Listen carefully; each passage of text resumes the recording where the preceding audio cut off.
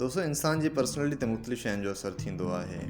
जीअं त इंसान रहे किथे थो, इंसान पाए छा थो ऐं ॿियूं मुख़्तलिफ़ वाबस्ता शयूं। रहण सां मुराद इंसान किथे थो रहे, ॻोठ में थो रहे या शहर में थो रहे, उहो शहर नंढो आहे या वॾो आहे, उन जो बि बराबरि असरु थींदो आहे।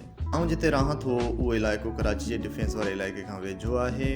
जंहिं इलाइक़े में आउं रहां थो उन में हर क़िस्म जो हर तबके जो माण्हू रहे थो ऐं जेको कराची जो डिफेंस वारो इलाइक़ो आहे उन में घणो करे अमीर रहनि था, ग़रीब त उते सिर्फ़ु मुलाज़िम ई आहिनि। जेको मुंहिंजो इलाइक़ो आहे उन में जॾहिं आउं हूंदो आहियां त मुंहिंजे रहण जो अंदाज़ु, मुंहिंजे ॻाल्हाइण जो अंदाज़ु, मुंहिंजे सोचण जो अंदाज़ु हिन इलाइक़े जे मुताबिक़ हूंदो आहे।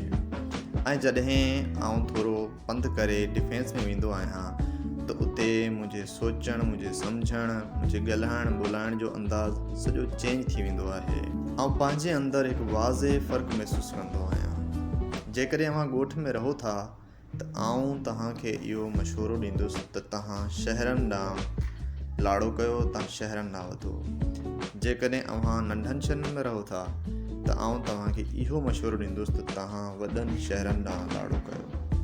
ॻोठनि जी जेकॾहिं असां ॻाल्हि कंदा हलूं त ॻोठनि में कारोबार त न हुजण जे बराबरि हूंदो आहे, सवाइ ॿनी हूंदी आहे उते। अगरि कारोबार जे सिलसिले में ॻाल्हायूं त इहे रेज़की दुकान वग़ैरह नंढा नंढा दुकान हूंदा आहिनि, एतिरा वॾा न हूंदा आहिनि। ऐं जेकॾहिं नंढनि शहरनि जी असां ॻाल्हि कयूं त उते बि कुझु ख़ासि कारोबार न हूंदो आहे कारोबार, पर नंढी लेवल ते हूंदो आहे। उहे तक़रीबन जेको सामान हूंदो आहे उहो वॾनि शहरनि खां खणी वेंदा आहिनि। अहिड़ो को बि अमल उते न थींदो आहे जंहिंसां का शइ ठाही वञे नंढनि शहरनि में। जीअं कपिड़ो आहे, उन कपिड़े खे ठाहियो वञे या उनजी डिज़ाइनिंग कई वञे या घरेलू जेके शयूं आहिनि उहे ठाहियूं वञनि त उहे नंढनि शहरनि में न हूंदियूं आहिनि। त इन करे माण्हुनि जी सोच बि उते लिमिटेड हूंदी आहे। अपॉर्चुनिटीज़ माण्हुनि खे घटि मिलंदियूं आहिनि नंढनि शहरनि में। अहिड़ी तरह अगरि असां वॾनि शहरनि जी ॻाल्हि कयूं, जीअं पाकिस्तान जे अंदरि वॾा जेके शहर आहिनि उन्हनि में सिंध में कराची आहे, हैदराबाद आहे ॿिए नंबर ते। हैदराबाद में बि एतिरी वॾी मैन्युफैक्चरिंग न थींदी आहे। बाक़ी पंजाब में खोड़ सारा वॾा शहर आहिनि। कराची जे अंदरि हर क़िस्म जी फैक्ट्री तव्हांखे मिलंदी। कराची जे अंदरि डिफरेंट ज़ोन्स आहिनि, जीअं साइट एरिया आहे, कोरंगी एरिया आहे, लांडी एरिया आहे, पोर्ट कासिम एरिया आहे, उन खां पोइ फेडरल बोर्ड एरिया आहे। न्यू कराची जी तरफ़ बि तव्हांखे इंडस्ट्री मिलंदी।